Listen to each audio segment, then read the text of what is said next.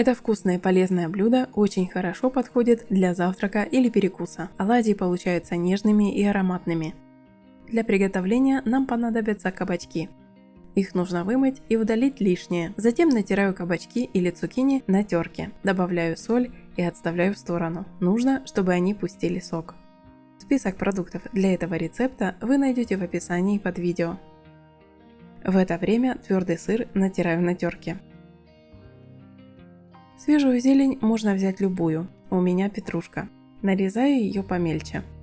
Кабачки пустили сок, отжимаю их, удаляя лишнюю жидкость.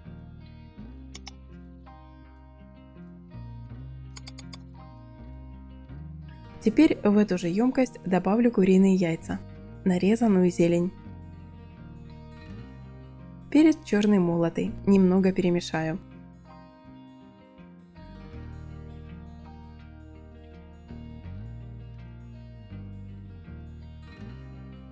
Следом выкладываю натертый на терке сыр.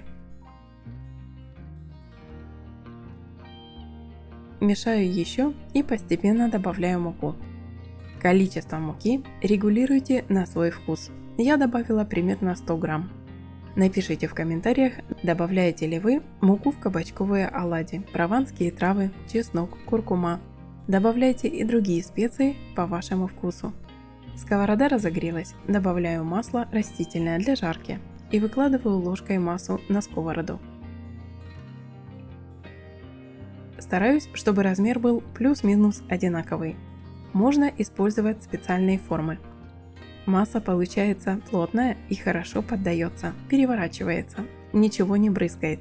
Подписывайтесь на канал, включайте колокольчик оповещений, не пропускайте новые рецепты.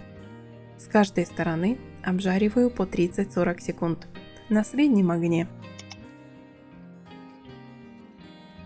Уже можно кушать, а еще можно сделать так. Между двумя оладьями насыпать немного натертого сыра.